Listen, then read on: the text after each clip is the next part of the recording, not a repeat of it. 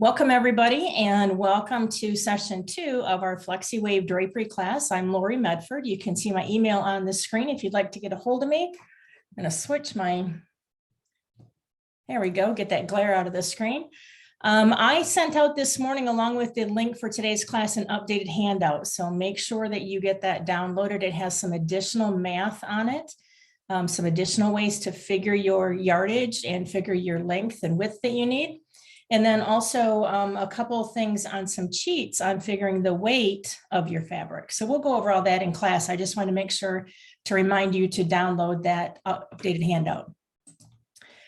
So this is what we covered in session number 1, which I can't believe is only a week ago. It feels more like a month ago. We did an overview of wave drapery and the different products that are available to you, the different looks, and maybe some pros and cons. We pre-planned by measuring the window, and I showed you the window that I was working with, which was a 3-sided window. Talked about working with sheer material and how to pull the thread to be able to get a clean line. And then I showed you how to do folded cutting so that you're folding back and forth. What I didn't tell you in that is what we did is took our cut length and divided it in 2. So I rolled out the material for half, folded it back for half, half, and half. And that's why I only had to make 2 cuts on my final. We figured the fullness for the tape that we're using. The tape that is in class right now is a 1.5 times fullness. We figured the full yardage that we were going to need for the project and then planned out the cuts and made the panels, all but finishing the bottom. And today we're going to finish the bottom hem with a bead weight chain. And I have a wonderful cheat for you. I absolutely love this cheat. It's a deal breaker. It's so cool. We're going to finish the side hems, and then I'm going to show you some additional ways to figure out fullnesses, whether you want to go with 2.5 times fullness or 3 times fullness, or even if you already have a ready-made panel, say you have a pre-bought shear and your customer wants you to take it from a flat shear to a wave type drapery, I can show you how to do that. And then I'm going to go through a little bit of time on technicalities of specifying the tracks and the components, things to remember when you're ordering from Dufix. And then we're going to assemble the tracks, the carriers, the pins, and do an installation. And let me tell you, that is the fastest part of this whole thing. A little bit then toward the end on best use and the weight for these tracks. And that's where we're going to get into the weights of your fabric and how to figure out how much your window treatment weighs. And then I'm going to go over a wonderful Dufix starter package that they've put together just for the class participants. And of course, we'll talk about pricing at the very end. I think we'll be together about an hour today. So let's get started. This is the tape that we're going to use from Dufix. It's called Borton Fix K, and it is a 1/4 inch. It's basically an iron-on tape. What's nice about it is it's designed for shear. So it's a low tack, but enough to keep shears together. And it doesn't leave a really crisp feeling when you have it all ironed together. So this is the Borton Fix. You can see it's got paper on one side. And we're just finishing the bottom hem. Now, you can hand sew this bottom hem. You could take it to a blind hemmer if you wanted to. And I know sometimes some of you put in a double 6 or 8 inch bottom hem on your treatment. You just need to plan your fabric accordingly. No matter what the size of your hem is, fold it up, double, iron it. And then we're going to come in with the Borton Fix tape and iron it down. And this is on the folded area. So it's unfolded one time.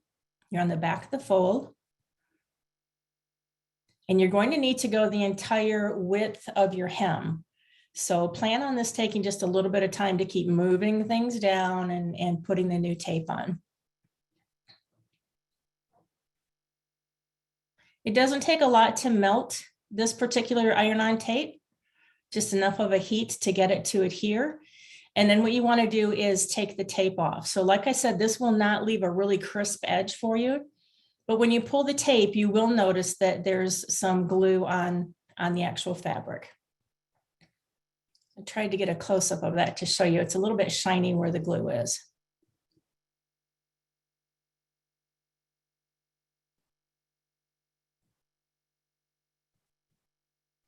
And I have yet to find a way to get this off the fabric if you put it in the wrong spot. So beware and know where you want to put it. Now, it's not going to stick to anything until you add an iron to it to add some more heat. So we've taken all the tape off, refolded the hem, and then go ahead and iron that down. And basically your hem is done, except for the fact that we're using a shear and we railroaded it, which means there's no spot to put drapery weights. Plus they would show and be very ugly. So just finishing out the hem all the way across. One thing I like to do is to do a little bit of the sheer hem at a time, because I want to make sure that my cut edge is sitting very, very nice in that fold. And that way you don't have any, sometimes you could have 3 layers and then 2 layers, and you'll see that as it hangs. You want to make sure that it's tucked right down to the bottom. So take a little bit of time, get things where they need to be. And like I said, once you hit that with an iron, I do not know of a way to get that Bort and Fix tape off fabric.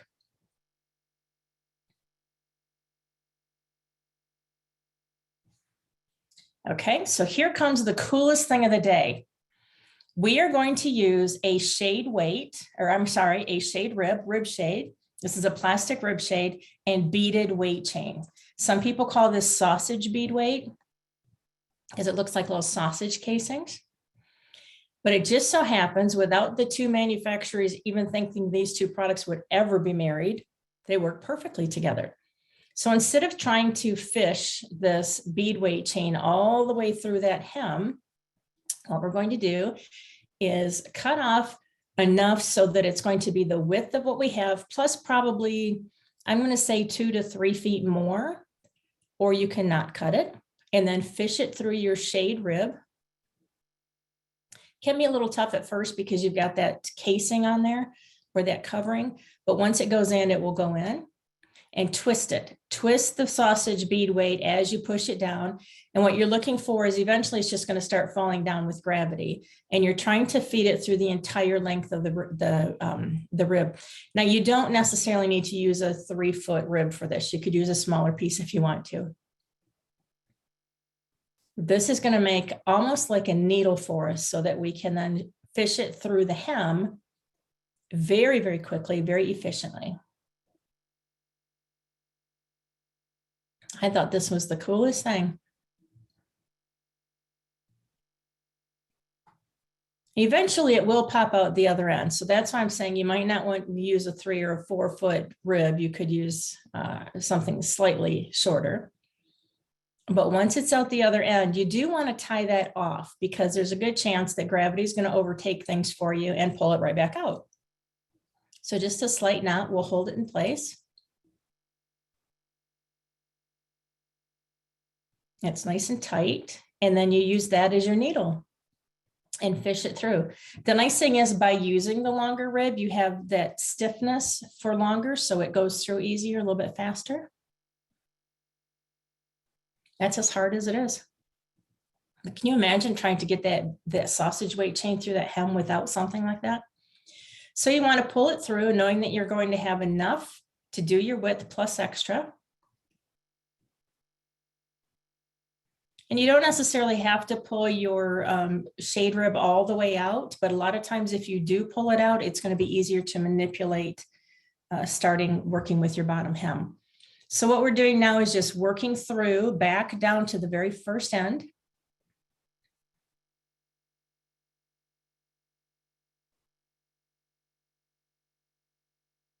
And Susan and I do this a little bit differently. She does it in 2 steps. I do it in 1 step.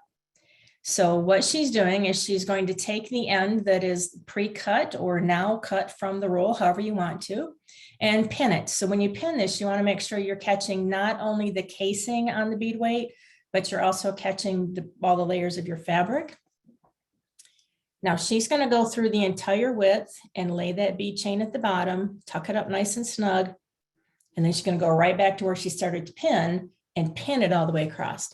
So for me, if I have to take the time to get it to the bottom and make it nice and pretty, my thought is, why not just pin it right now? Why not do it as I'm going? And that way I know I have enough on the left and I'll have enough on the right-hand side.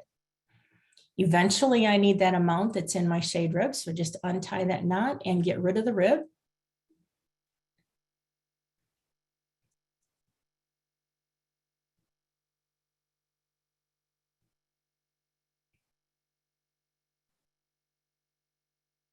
And then you can come and complete, get it done the rest of the way, depending how you want to do it. If you want to start from the left-hand side and pin as you go, or you want to start from the left and smooth it all out, play with your fabric a little bit more. What we're trying to do is get the length of sausage weight chain to the correct length right now. So when you're done, however you choose to do this bottom step, what you want is 3 or 4 inches hanging out both sides. So you can trim that off. And then what you want to do is pin it in place, because we are going to have to come back and tack this every so often. So you definitely want to tack it on the outside, which is going to be hidden by your side hem. But you want to leave a little bit extra, never cut it right even with your hem. And this will just fold into the bottom hem. And that gives you that little bit extra weight in the corners to hold things down. So we've got the left pinned and the right pinned. Now we just need to work our way all the way back across that entire width, pinning. Once we get it all pinned, we're going to come back and we're going to tack this. Now, like I said, when you tack it on top of the bead weight chain through the first 1 or 2 layers of your hem. You don't need to go through to the front, but make sure you're catching the casing around the weight itself. So by not pinning it to start with, I think you're handling the material a lot more and you're moving it a lot more, which in my mind is more opportunity for things to not lay where they need to lay.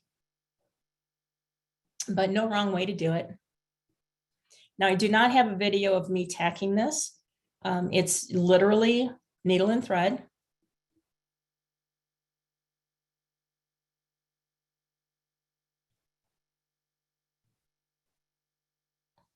And that's what it's going to look like all the way down.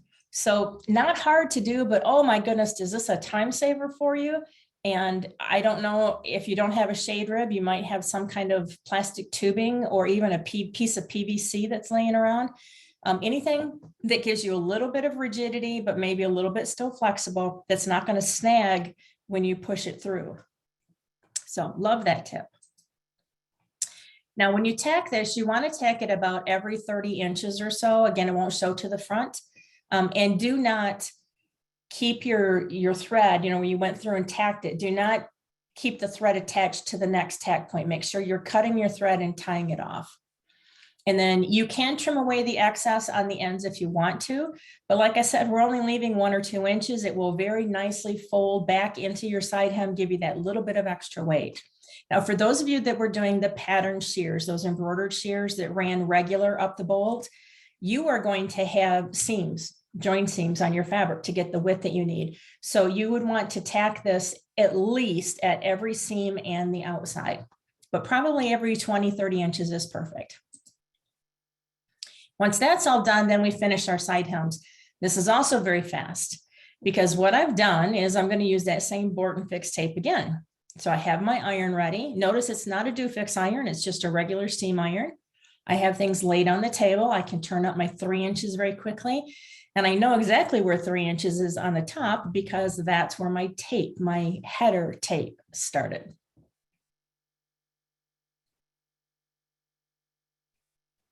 So just turning up and ironing over.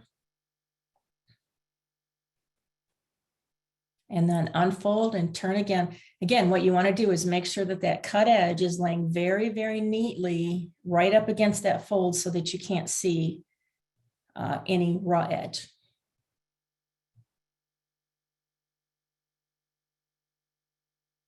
So do-fix products are going to tell you should use a do-fix iron on them. And if you're going to go the whole shebang, definitely you want the do-fix iron. If you're not able to get the boiler iron, you need to get some type of iron that has a boiler type system. What I mean by that is the iron that we're showing right now, when the water goes in, it actually warms up the whole tank of water and it disperses the steam out through the holes in the bottom of the iron. So it's kind of a miniature boiler iron. You do have to always refill it, but a dry iron is not going to work as well. So putting the board and fix tape on, you can put it on while it's folded. You have a chance of getting some of this tape on your iron doing this way, or you could unfold that hem, put it on just like we did the bottom hem. I'm using a Reliable iron. The name of it is Reliable. It has kind of a medium-sized water tank in it, so it lasts a couple hours when you're doing drapery work in your workroom, but you do have to refill it. Nowhere near as expensive as a Dufix boiler iron, and you don't need that big boiler over your head. Oh, the model. I do not know that. If you email me afterwards, I can find out the model from Susan and I can let you know. I do not know the model number. What you want to do on your side then is obviously to finish all the way down. I only did a short part because who wants to spend a Tuesday afternoon watching me iron in a side hem, right? So we're going to figure fullness now. Now, when we talked the first part of the class, we were using the header tape from Dufix with the nice little pockets in it that show that it's going to be 1.5 times fullness. But I got a couple of you that emailed me and said, I don't want to do 1.5 times fullness. It's not enough. So I need to know how to do more fullness or a custom fullness. So here's using 2.5 times fullness. And I do have audio that I'm using on this video, so you may have to turn your volume up a little bit.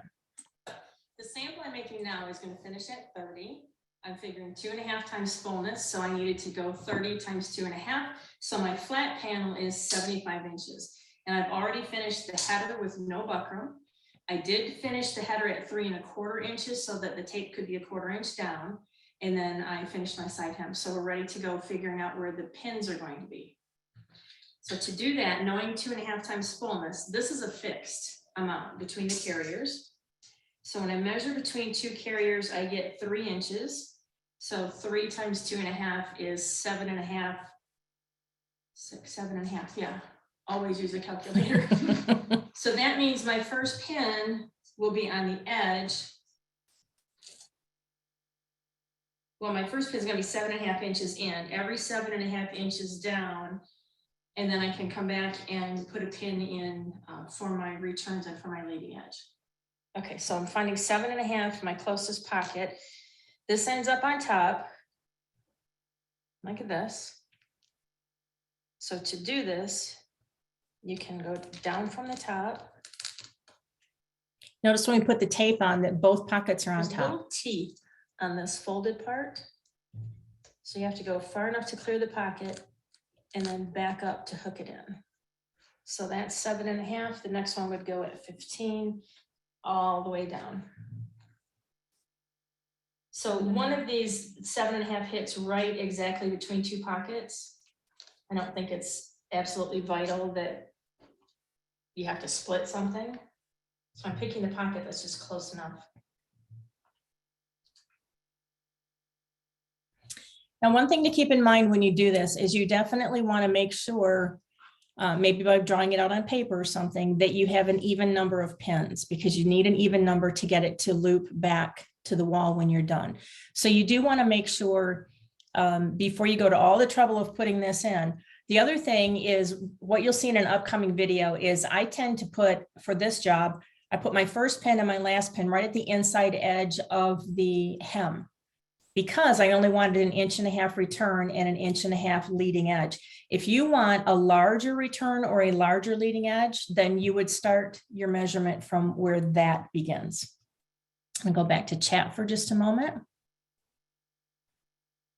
Oh my goodness, thank you so much. It's a Reliable iron, Velocity 2601R. Okay, I'm writing that one down.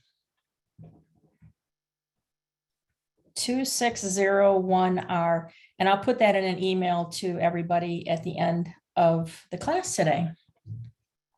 Reliable. Thank you for looking that up for me. So if you do custom fullness, you will not be using those special pockets that we talked about. The pocket that's every 8th or 7th pocket that's kind of dipped in and is a little bit darker color.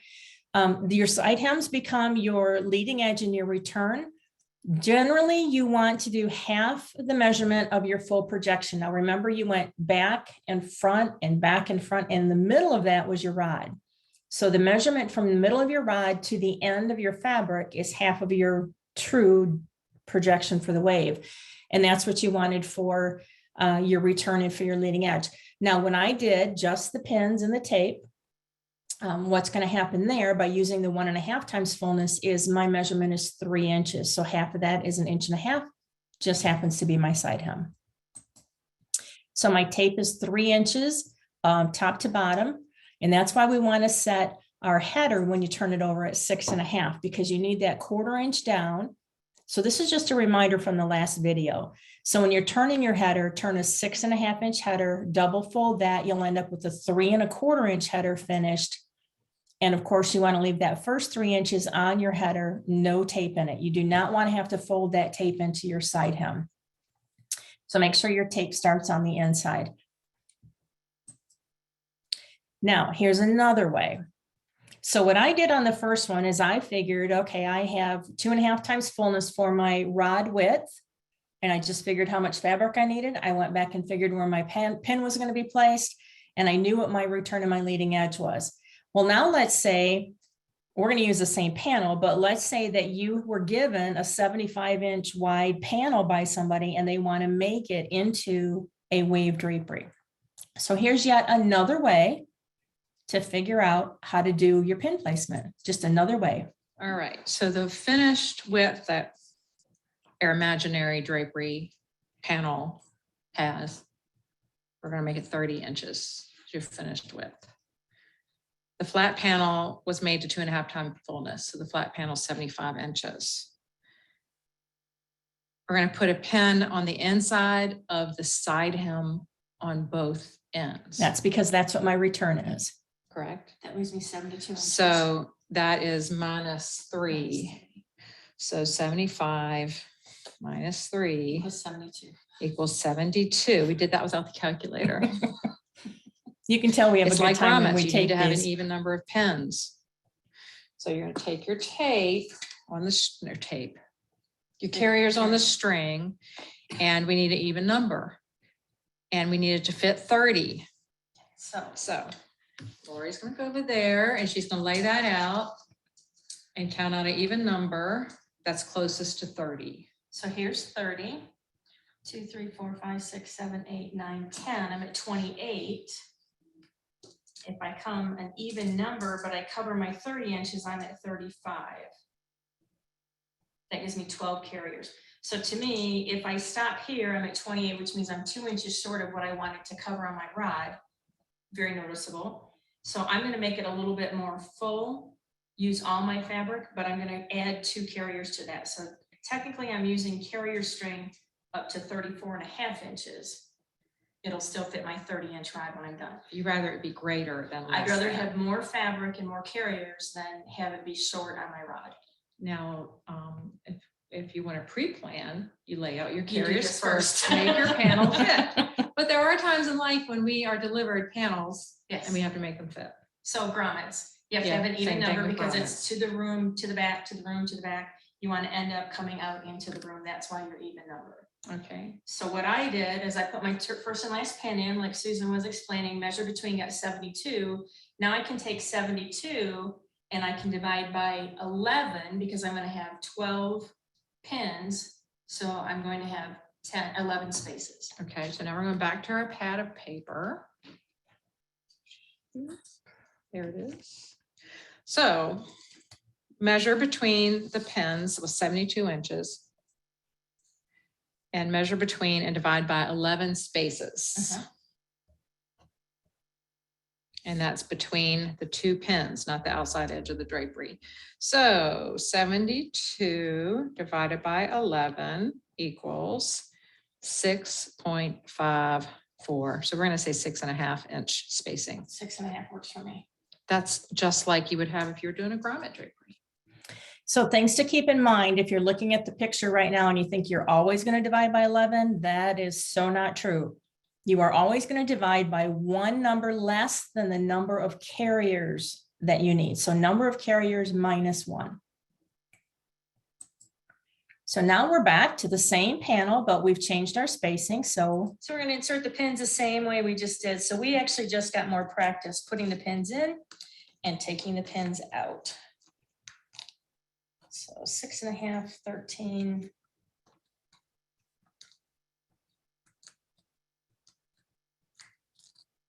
19 19 and a half. So here's a good.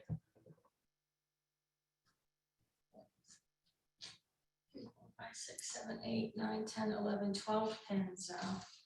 So I'm going to have more fabric in the right amount of room rather than not enough fabric in the right amount of room. Right, and that, how many, was it 3 inches more than you needed? Yeah. Then that gets dispersed across the whole panel. It's not like it's. You Kinda put like it in pleats one too. end, yeah. Yeah, same thing. You just It make gives you it some ease. And we're going to have a lot of ease on this because we're 3 inches too long on our rod, but that's okay because all of our spacing between the pins is exactly the same. You don't have a short space and a long space. So now this is what we look like when we were done. This does not have any carriers hooked to it, but I wanted to show you a close-up of what the tape looks like, just as some reminders. Remember, it's sewn 1/4 inch down. The two row pockets are toward the top. The pins need to go in so that that little collar is sticking up. And you need to make sure that they go clear the pockets, turn them, and then pull the pin back up so it grabs that pocket with those little teeth. Now, this is the first sample that we did where we had the 2 sew lines on it, or the 2 stitch lines. Remember, I showed you a way in the first class to do where you only have 1 stitch line. So it's up to you what you want it to look like. Both are perfectly fine. Let's specify some tracks and components. This probably gets to some of the least favorite part for some of you. My apologies, it needs to be done. And I think it's a pretty easy way to do this specification by seeing the pictures. So the first thing we need to talk about is the Flexiwave tape. It is going to come on a roll for you. It is an iron-on product. The side with the pockets does not have the iron sticky on it, so it's kind of obvious which way it's going to go on, but you do want to pay attention to make sure that the row with the 2 pockets needs to go toward the top of your drapery. Then you are going to have your flexi clip. Now, this is the cord that we've been talking about that's attached, has the guides attached to it. And you have 2 different that you can order from Dufix. You can order them at 2 3/8 or 3 1/8 spacing. So the closer your carriers are together, the more fabric you have between your carriers, so the better your fullness. So you're 2 to 1 on the 2 3/8. On the 3 1/8, your carriers are further apart, which means your folds are flatter and you're using less fabric. So it's 1.5 to 1. The very first drapery that we made in the first class, we did it 1.5 to 1, just used the 3 1/8 spacing. Everything was perfectly kosher. It worked out just perfect. In this class, we kind of threw that out the window and did our own spacing. But just know that you probably want to order what you're going to do most of the time, whether it's 1.5 to 1 or 2 to 1. But you probably don't want 2 rolls of this sitting on your shelf. It'll just get confusing. And I do know somebody's going to email me after this class and tell me, but Lori, when you measured the space between your carriers, you measured it 3 inches and not 3 1/8. It technically is from center to center 3 1/8, but I couldn't do that math without a calculator. So 3 inches became close enough for what we were doing. Okay, the next thing we're going to talk about are the flexi pins. I like how they put flexi in front of everything because it just makes it so easy to remember. These are those little pins that I just put into the tape itself. They're going to come in a pack of, I think, 100 in a pack, something like that. So you'll have plenty. I will tell you that if for some reason you need to take this down after you've installed it, you really want to uninstall the carrier, the flexi clip tape. I'll show you how to do that. Rather than try and take the pins out of the carriers, because the top of that pin has a good chance of breaking off if you put too much pressure on it. So we're going to uninstall the way opposite of how we're supposed to install it. Okay, the next thing we're looking at are the end caps. There's no up or down to these. There is a way to get them in a little bit easier, and that is if you have to cut your track, make sure that you use a file on it. When I show you how the end caps work, I didn't do a good job of filing, so I had to use a hammer, but they still go in. Okay, the next thing we're going to look at is the track stops, and that is right under the end cap. So here comes the arrow. Now, track stops are used when you don't want your carrier to move, and I'll show you how this works. When I made my drapery, I wanted the middle long window to open and close, but I did not want the two side windows to ever move. So I put a track stop on that so that those carriers could never move around the corner. Next thing we're going to talk about is the loading stop, and here comes the arrow. So this loading stop is a little piece of plastic that I honestly had no idea what it was for. I thought maybe it was a baton carrier or something. And I really had to look at it. And then I noticed that in the track itself, you have these little cutouts where we're going to load our carriers in. And when you're all done, you push this loading stop into that little rectangle. Let's see if my cursor's not going to work, but I'll point it out when we get to the track, and it keeps the carriers from falling out. Okay, now we're going to go to the track splice. There are 2 track splices per splice because on the top of this track, it's called a 1-2 track, 1 track on the bottom, 2 tracks on the top. You want to splice in both of those tracks on top. And that's going to lock down as your track stops, it can lock down with a little hex key. I don't know if that little hex key comes with every track stop that you order or if it comes like 1 per order. So that's something you'll want to hang on to. Then we have our APS track, and it's a 1-2 channel. We have brackets. These brackets are white, which I love that they're white. They have multiple screw holes for them. And in fact, if we had enough room on the wall, we would have used that middle section where you can then put your brackets and adjust them a little bit. We were actually doing a ceiling mount track, well, ceiling/wall track, but right up in the cove where the ceiling meets the wall. So it was really easy just to place our brackets where we needed them to be.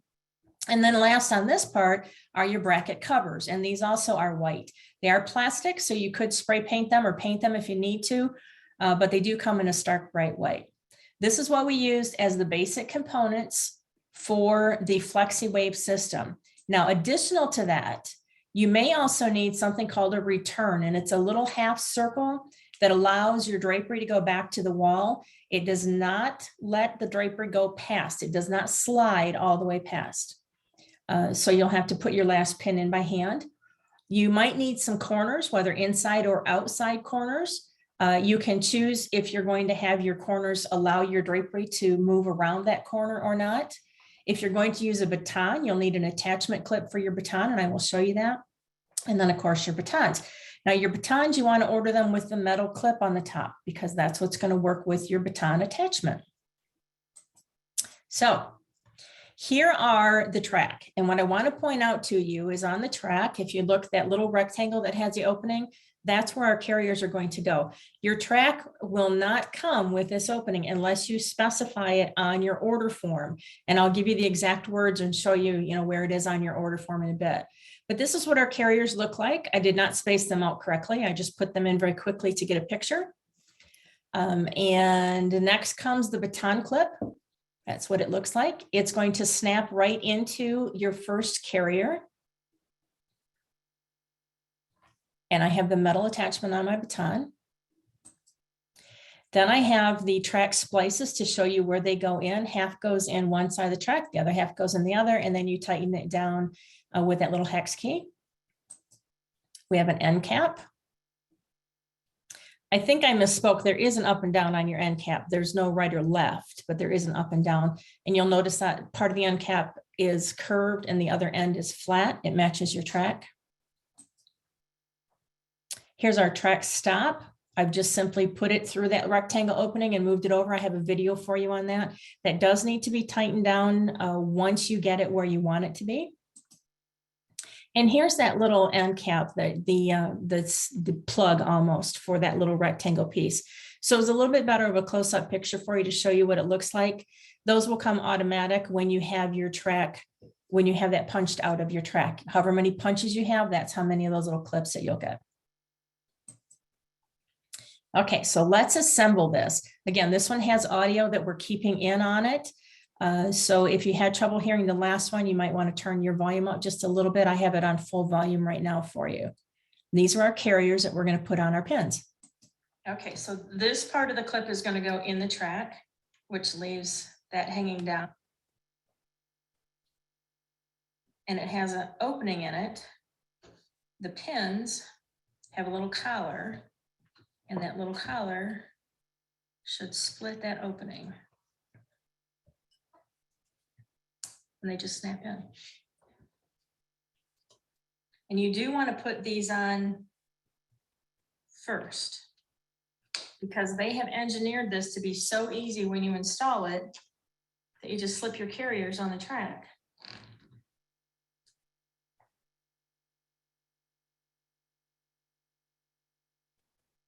That's great. That easy.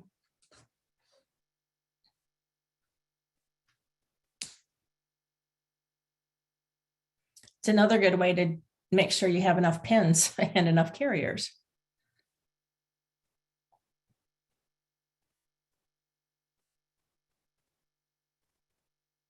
Okay, so we are ready then to install this, and I have a piece of track that I'm going to use for that. So your track has two sides to it. The first side is the one we're going to use that will be hanging down, because we need this opening to be able to put your carriers in. The top of the track that will not show is where your brackets are going to hook into.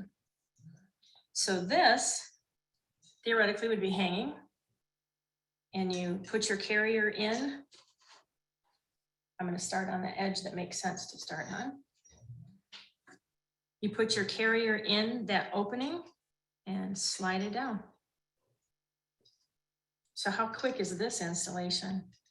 Especially, of course, it's hooked to the wall for you. So it just slips in and moves down the track.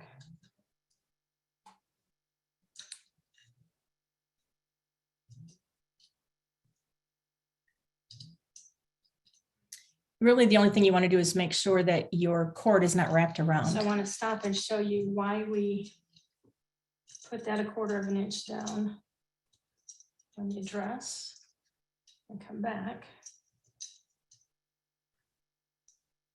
The pin hangs down about 1/4 inch from the small part of the pin hangs down 1/4 inch from the top of the carrier, so that it sits in the pocket correctly. And that's why your tape has to be 1/4 inch down.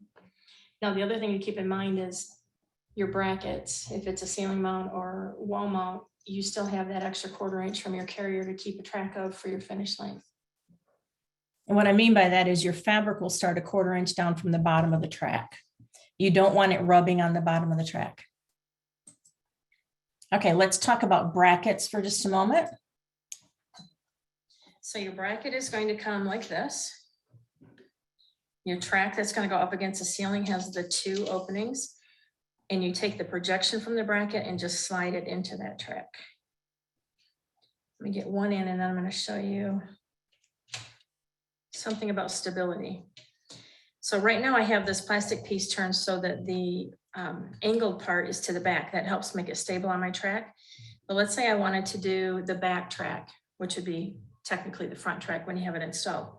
You can turn these so that when it goes in, you have more plastic against your track to keep your bracket stable. And that's as tough as it gets. Just get it, oh, and to tighten that down, you can just use a regular screwdriver, Phillips screwdriver. So we're planning, I think about every 20 inches or so was the manufacturer's suggestion for weight.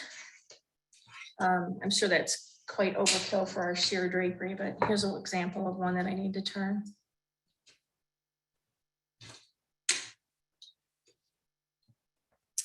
So I think it was easier for me because of my installation to put my brackets on first, space them out where I needed to, and then climb the ladder with the track, hold it in place, and screw the brackets in.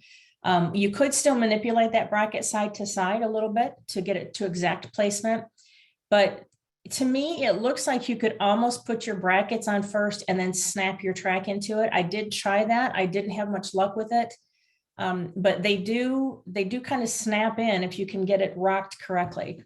I didn't want to be on the ladder doing that. So to me, putting the brackets on first made sense. Here's how your track stop and your end caps work. Again, I just slid the track stop in. Now I know it's on the wrong side of the track, but that's all there is to that. It would technically not be on the side with the 2 openings. It's supposed to be on the side with 1 opening. And this is a track that I cut, so I needed to either do a little bit better on my file job or grab a hammer. And yeah. And then just put that where you need it and tighten it down.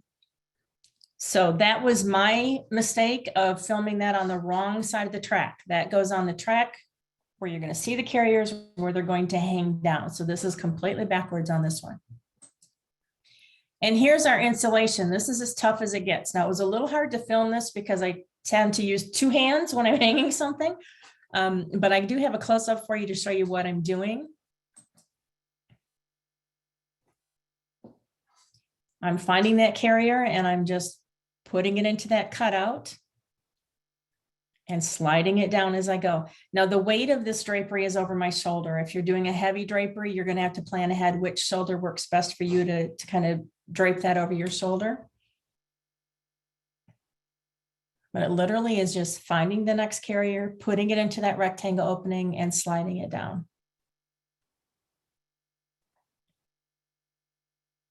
Notice my corner does not traverse. I opted not to use the functioning side of that elbow because I didn't want the carriers to move past. So there's a close-up for you showing that, and then also that carrier going in.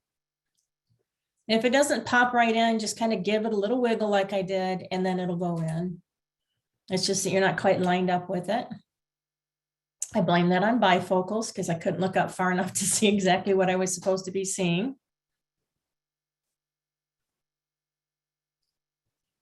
So for me, I'm going to stop the video for just a second. Whoop. Okay, we'll do it the hard way. Let me get back to where we were. We'll do it this way.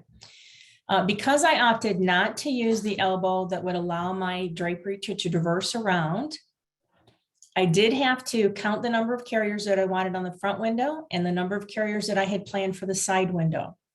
And before I loaded all of the front carriers, I had to come to the end of that short track, load those in so they were stationary, and then I could come back to the long track and finish loading them in. That was just because of my particular installation. If you choose to use that elbow where the track continues, you can load them in all at once and just move it around the corner.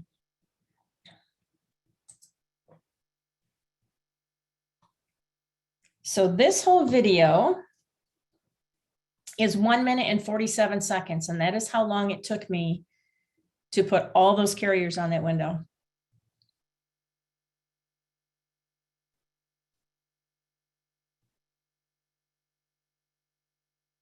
So I have a hand where I know I want my carriers for the front window to stop.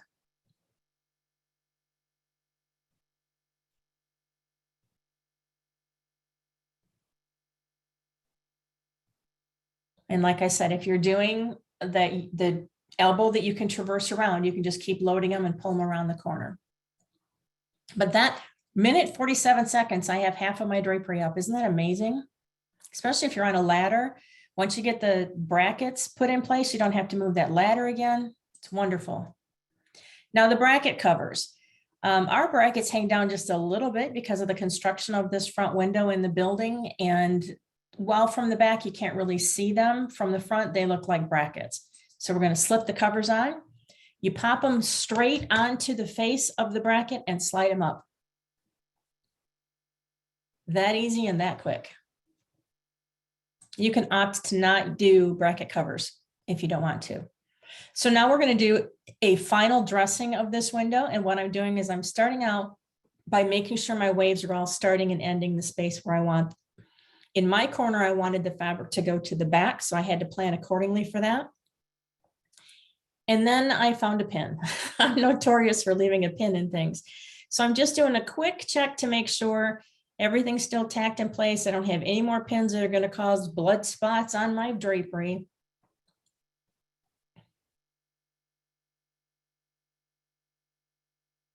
And this is as tough as it is to do any kind of dressing on this. I'm just going to follow the folds down. Notice it's springing back open just a little bit. That's because this one has a buckram in it. If you choose to make it without the buckram, you won't have that much spring back on it. I'm just following the folds down, kind of giving them a little finger crease, running my fingers down the folds. Giving a little bit of memory to the fabric is all.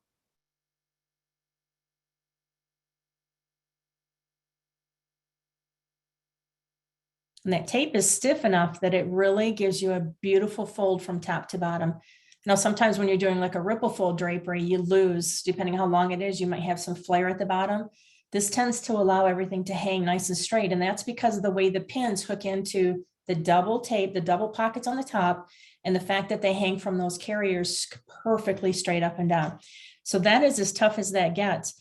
All told, I think even screwing in the brackets, because we put the brackets on the track first, we had 2 ladders. I'm going to say we weren't more than 10 minutes start to finish on this entire installation.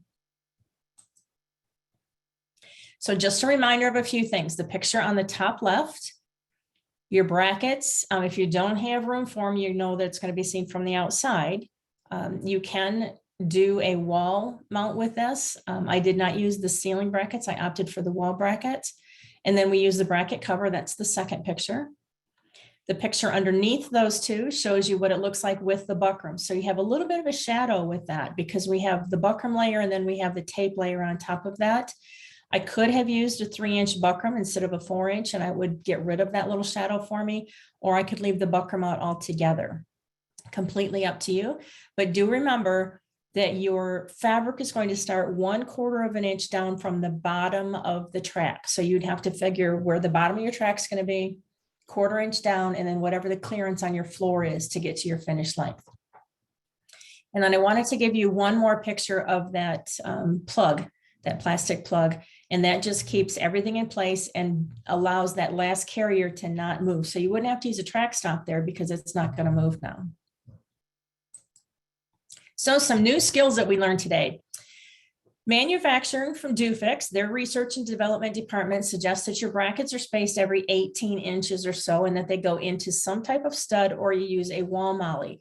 Now, obviously, the heavier your drapery, the more you're going to need brackets and the more you're going to need them to go into something very, very sturdy. Our shear was extremely light, even though we went into a wall mount that was all wood header there. We didn't have to worry about any mollies or anything. Install to make sense so that your customer can't pull it down. I mean, it's a general typical installation. Tracks can be used for any stationary or functional style drapery, which means you could put a pinch plate on this. You could put a beautiful, yummy goblet pleats if you wanted to, and make it a stationary drapery with those track stops, or you could do anything functional. I have not tried to hook any kind of motorization to this yet. I don't know that you would be able to put it on the track itself, so it would have to go to the outside. Not at all sure about that, so don't quote me on motorizing anything. Right now, functional for me is with a baton. Each glide supports 1 pound of weight. I'm going to tell you in a minute how to figure out how much your drapery weighs, but 1 pound of weight is a lot. When you start to think about how many glides you have per 54 inches, it's quite a bit. Your bracket covers are available to you. You do need to order them separately. They are not going to come automatically. And be sure when you're ordering, on the order form itself, on the very bottom is this little box that you check off that says all slots are punched. You want to make sure you check that box off. And that means that all of the sides of the tracks are going to have, where the one track is going to have that little rectangle punched out. So you could do a left install or a right install. And remember, for every punch that they do, they will give you that little plastic piece that's the stopper. So another good tip for you today. On average, and it's going to depend obviously if you're using drapery weight fabric or using upholstery weight fabric or sheer, but on average, 1 yard of fabric, 36 inches by 54 wide, is going to weigh somewhere between 1/2 pound and 1 pound. The entire 54-inch width by 36-inch long, 1 pound. Well, each carrier supports that amount of fabric, so it's quite a sturdy system. A yard of blackout lining is going to average about 1/2 pound. You would have to go specifically to your distributor and check what their weights are. And then if we take a yard of fabric, a yard of blackout lining, and a yard of inner lining, we're still only figuring 1.75 pounds. So 1 3/4 pounds per 54 inches by 36 inches long. So we're way covered if you want to do heavier fabric on this particular track. So let's do the math. Same thing you just saw, 1 yard of fabric, 1 1/2 to 1 pound. I did blackout lining because it seems to be becoming more popular where I'm living due to the heat, restricts the heat a little bit better. And then inner lining, so a yard of fabric, blackout lining, and inner lining. So my max is 1.75 pounds per 54-inch width by 36 inches down. So 1 times 1.5 fullness, which is the pockets that are given to us on the tape to use. They're about 16 pins. I think it was 16.9 something. So 16, good number, for every 54-inch width of fabric. Now we did railroaded fabric, so we went way longer than 54, but just for conversation's sake, I did it by a 54-inch piece of fabric. Add your fabric, your inner lining, and your lining weights together. Now we're only worried right now of the weights of one width, 54 by 36. Add those all together, and that's going to give you a total weight for that chunk of your fabric. Then you would multiply that number, whatever you just came up with, by your cut length, because that's going to tell you how many chunks of 36s you have hanging down on the window. Divide that total by 36 to get you back to your regular number, round up as you need to, and then that's going to give you your pounds per full length per width of your treatment. That's how much one 54-inch width weighs by however many 36-inch times 36 plus 36 long that your drapery is. Divide that weight that you got in number 2 by the number of pins per width, and that's going to change depending what your fullness is. So you'll have to know that. And that's going to give you the amount of weight per pin that it can take. Now, if, let's just say, you are going to do upholstery weight fabric with heavy inner lining, blackout lining, and on the bottom, you are going to put a metal chain. I'm trying to think of something heavy.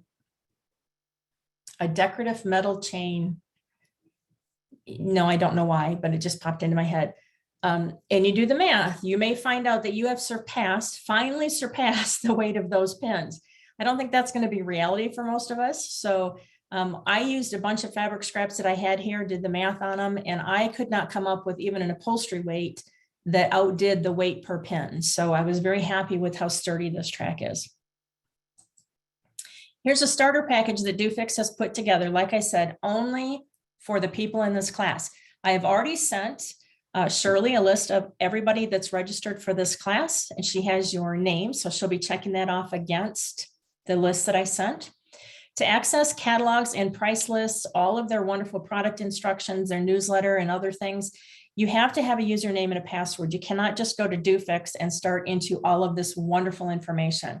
You have to be I'm going to use the word member. You have to be a customer of Dufix to be able to see all this. So to get your username and your password, you do need to contact customer support. And I've given you the 800 number on the screen. I can also put that 800 number in the email as just a reminder. Once you complete your company profile, that tells them that you are in fact a company, and they will send you back a link, and that link will include your username. You get to set your password, and now you can get in to see behind the scenes all the catalog, the price list, the instructions, everything that you would want. So while Dufix is more than welcome to work with you out being a customer, to walk you through what you might need to order or to see pricing, you are going to have to become a customer of Dufix. So the order number for this particular starter package is 123081S. I will also send out the order package information in your email after class. It is going to include 55 yards of the Flexiwave tape. That's the iron-on tape. 13.5 yards of the carriers. Now we opted to do the 3 1/8 inch spacing. That's the 1.5 times fullness. And then a pack of flexi pins. So you're going to have 200 of those pins to work with. And this cost to you is only $150. And you'll notice with 55 yards of that tape and 200 of those pins, you can do a lot more than one project off this particular starter package. So for those of you that emailed me and said, oh, this class is perfect timing for me because I have this order coming up on wave drapery. I think there were 3 or 4 of you. And I said, if you can wait until after this class to order, you might just want to order the starter package to get you going because it's such a good price. And then you could order additional to that. Now, it does not include brackets. It does not include your track or your bracket covers or your track stops or any of those little goodies.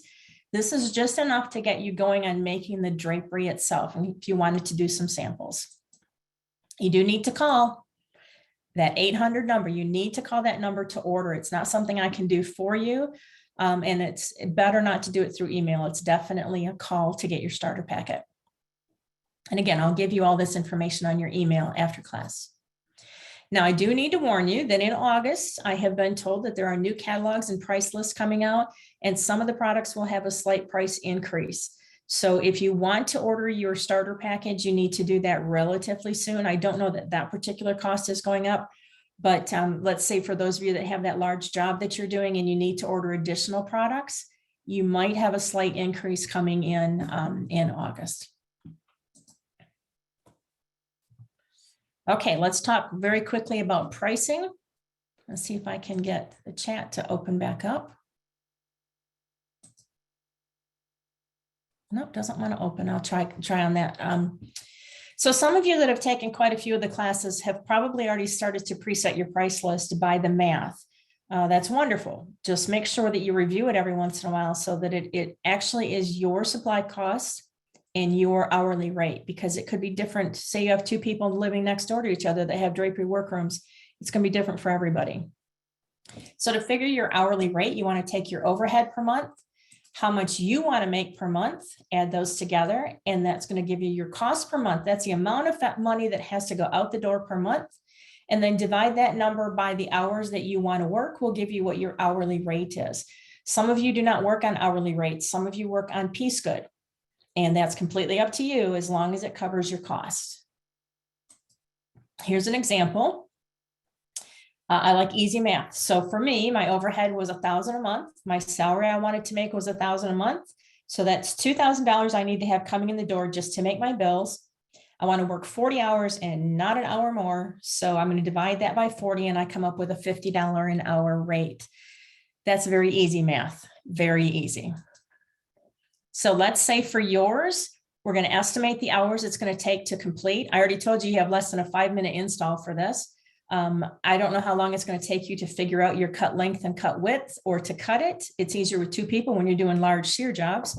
But you want to figure out your approximate hours to make it and then take your materials and your supplies, not at the price you paid, but at the price you're going to mark it up to. And that becomes your cost. So I'm going to say in 2.5 hours, if you have maybe a second pair of hands for some of it, you can make this entire project. We did 2 panels. At 50 an hour would be 250 is my cost. My materials and supplies are 150 because I got everything out of that sample packet. And my price is $400 now plus installation. So if you're charging separately for installation, that amount is going to be up to you, what you charge. Remember, there's a wonderful recorded blog on the Workroom Tech website on pricing. It goes through a more detail of what we just did. Here's what we covered today. Chat does not want to open for me. Maybe it's just the particular slide.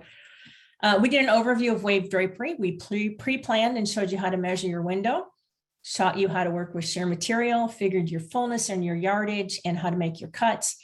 And then we made the panel, including adding bead weight chain to the bottom with that cool little trick.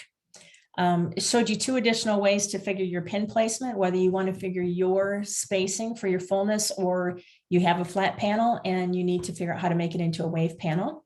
We specified your track and components. I can't show you a picture of the actual order form because that's going to come to you with pricing when you become a customer of DoFix. Showed you how to assemble your track, your carriers, and your pins. We did our installation. I went over a little bit of the best use and the weights for this track. We obviously talked about that starter package, which I think is wonderfully priced, and then did just a little bit on pricing very quickly. So remember that we have that updated handout that's coming to you. I have promised to send you information on your order package, the information on the reliable iron, and the 800 number for DoFix. So I will get those out in an email to you today.